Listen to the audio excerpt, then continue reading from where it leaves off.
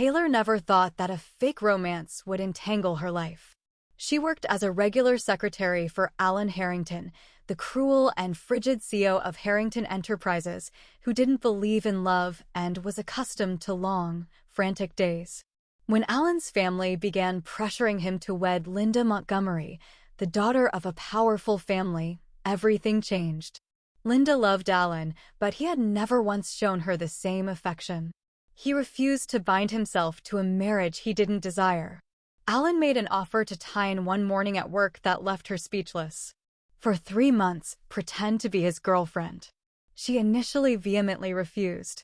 The notion of pretending to have a relationship with her boss sounded completely absurd, but Alan offered a payment so high that it would take care of all of her financial issues and support her family. Tian paused. Her rational side cried out for her to say no. The proposition was risky and ridiculous. However, she thought about her family and the financial strain they were experiencing. Would it be feasible for her to leave this situation? She sighed deeply before eventually looking Alan in the eye and nodding. It was only a contract, after all, and she had to play a role for 3 months. She had no idea that this straightforward agreement would permanently alter her life. 3 days later, in an opulent dressing room at a 5-star hotel, Tian stood motionless before the huge mirror. Her fingers clutched the silky material of her dress. Her shape was wonderfully fitted by the navy blue evening gown, which exuded elegance, but also made her feel oddly uncomfortable. She had never worn anything so expensive before. Her hair was styled in a sophisticated updo, and her face was framed by a few delicate curls that accentuated her soft features. Tian took a long breath to calm herself, but no matter how much she changed her stance, the uneasiness that was building in her stomach persisted. It's just a role, she told herself. She was startled out of her reverie by a knock on the door. Alan Harrington was standing in the doorway when she turned around. Wearing a well-tailored black suit, he appeared as strong and authoritative as ever. His piercing eyes glanced over her, pausing momentarily before sparking with an unsaid approval that disappeared as fast as it appeared. "Not bad," he said calmly. Tian raised a brow and folded her arms. "Is that only an assessment or a compliment?" Alan grinned and held out his hand without replying. "Come on, let's go." The Harrington estate, a stunning home adorned with golden chandeliers and populated with politicians, business magnates, and other elites, hosted the evening event. Everyone's attention was drawn to Alan and Tian as soon as they entered. The room was filled with hushed whispers. "Alan never brings a date, so who is she?" Tian maintained a composed grin despite the examining stares, which felt like a spotlight piercing her flesh.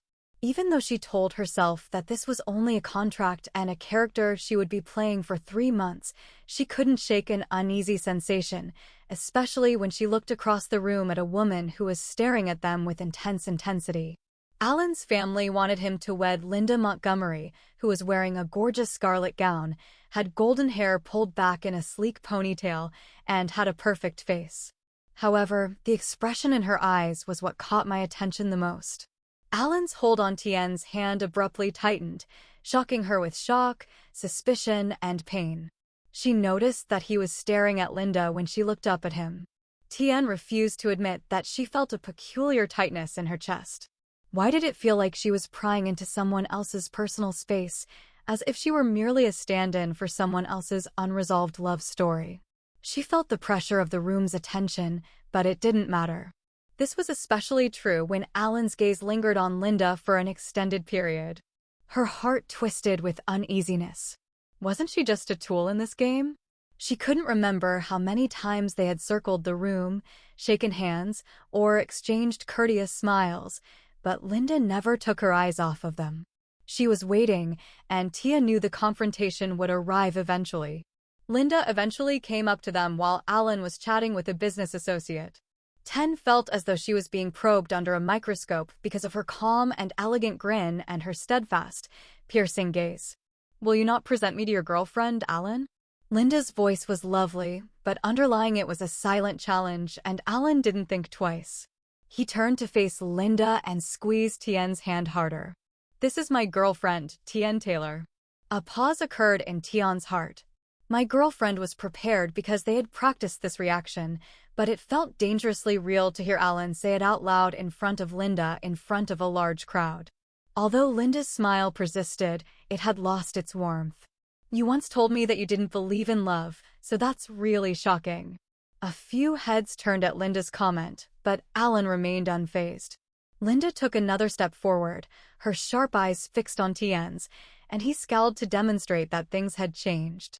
What do you mean? Linda's lips curled into a nearly predatory shape as she cocked her head slightly.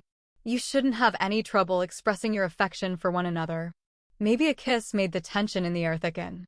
Tien automatically tensed up as she looked at Alan, expecting him to either reject or brush off Linda's challenge, but instead he calmly put down his wine glass and asked her, "What do you think, Tin?" His deep, steady voice was so eerily composed that it made her shudder. She opened her mouth, but Alan drew her into his arms before she could even comprehend what was happening. Then the sudden, intense kiss came.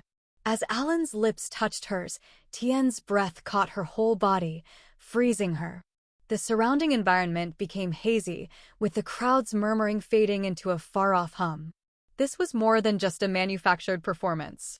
Her heart raced with warmth, unsure of how to react, but her heart betrayed her with ease, hammering violently against her rib cage as if it were trying to break free. She was confused, and something far more dangerous was sneaking in. Was this still part of the game, or had the rules changed already? Tien was still having trouble breathing when Alan finally withdrew. He returned to Linda, maintaining a calm tone. Now that she was satisfied, Linda pulled her lips together and curled her hands slightly at her sides, but she only scoffed quietly. Maybe, but I still don't think you love her. After saying that, she turned and left. Since Tien knew that this was all an act, a contract, and a game, why did her heart seem as like it was operating under different rules as she stood there in total turmoil? Tien believed that things would return to normal after that night, and that she and Alan would carry on with their duties until the contract expired, but she was mistaken. She couldn't pinpoint the exact moment that Alan changed. Perhaps it was when he pushed her into that kiss in front of Linda, or perhaps it was the way he looked at her afterwards. Something more profound, something genuine, something that didn't feel like a performance, but she was certain that Alan had stopped avoiding her. Alan used to always keep a professional distance between them when they were alone, but these days he didn't. His hand would always hold hers more tightly than was necessary when they were in public, and his arm would always land on her waist and draw her in closer, even when no one was looking. Alan intervened and stood uncomfortably near to Tien one afternoon as she was organizing papers in his office. She could feel the warmth of his presence and the steady rhythm of his breathing. She scowled as she faced him. Alan didn't respond. "So what are you doing?" It was odd that he looked at her face for a longer period of time than usual, as though he was trying to figure out something that even he didn't entirely grasp. He was still Alan. Why did she feel that he truly cared for Linda? He was a cold, logical person who didn't believe in love, so of course he didn't give up so quickly. She unexpectedly entered Alan's office a few days later.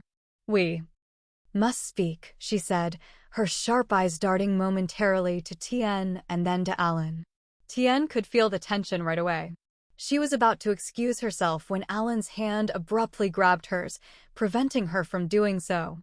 "I don't think there's anything left to say, Linda," Alan stated coolly, his voice more acerbic than normal. "Is that so? Do you really expect me to believe that you love her?" Linda quietly snorted. Tien stiffened, but she remained silent. Linda took a step forward, her voice falling into a mocking whisper, but this wasn't her fight. Alan Harrington had never believed in love, so why the abrupt change suddenly, or why did she tilt her head and have dangerously keen eyes? Is this all a charade? Tien felt her heart thumping in her chest. In anticipation of his response, she glanced at Alan, but he didn't flinch or waver. Instead, he looked directly into Linda's eyes and asked, "If this were an act, do you think I'd let you figure it out so easily?" Because that response wasn't a denial, Linda hesitated for a brief moment, and Tien felt her breath catch in her throat. For the first time, she began to question whether she was still merely a part of this performance or whether she had changed into something more genuine, something she couldn't continue performing. It wasn't a confirmation either, it was just enough to leave her totally bewildered in the unknown. The way Alan looked at her, touched her, and defended her had all become incredibly ambiguous since their showdown with Linda. Was this all part of their contract, or had it evolved into something more? She needed answers. Alan threw a lavish party that night to unveil the newest initiative for his business. Tian performed her role perfectly, grinning, holding his arm, and nodding to significant others, but she felt crushed on the inside. She knew that if she didn't speak now, she would never do it since everything inside of her was building up. "What are you doing?" she asked, grabbing Alan's hand as the celebration came to a close and dragging him away from the crowd to the rooftop where they could be alone. "Why are we leaving so quickly?" Alan asked, scowling at her haste. Chin clenched her fists and inhaled deeply. "We must terminate this contract." Alan stopped. "What are you talking about?" she asked, raising her eyes to his.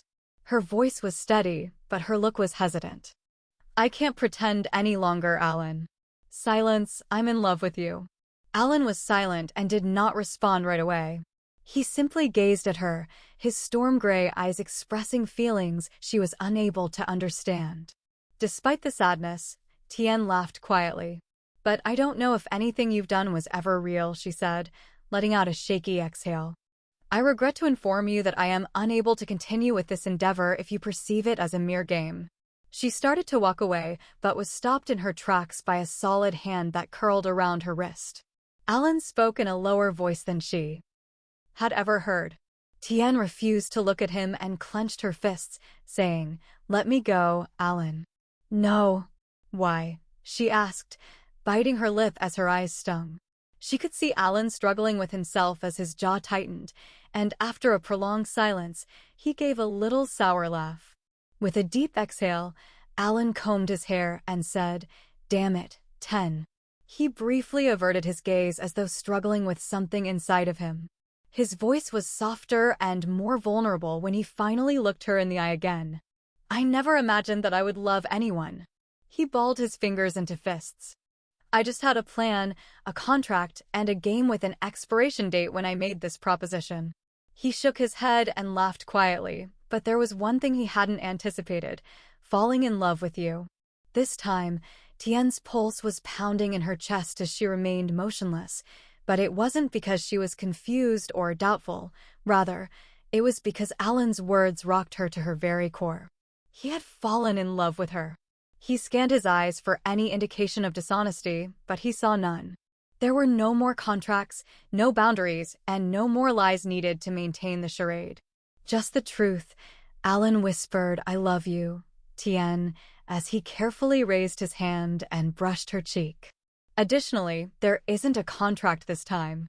She was unsure of who made the initial move, but the manufactured kisses vanished as soon as their lips touched.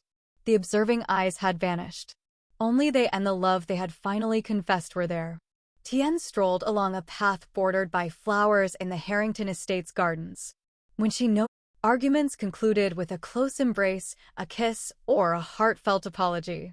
As Tien was watering the plants in their little garden one windy afternoon, Alan came up behind her and put his arms around her waist. "You're going to overwater that," he whispered against her ear, a playful sneer on his lips. Despite rolling her eyes, Tien couldn't help but smile. Alan put something in her hand before she could reply, saying, "A small, delicate bracelet with their initials engraved inside." Just by saying it and giving her a gentle kiss on the temple, she leaned back against him and giggled. "What are you doing?" He leaned down and whispered in her ear, "I just wanted to hold my wife for a little while."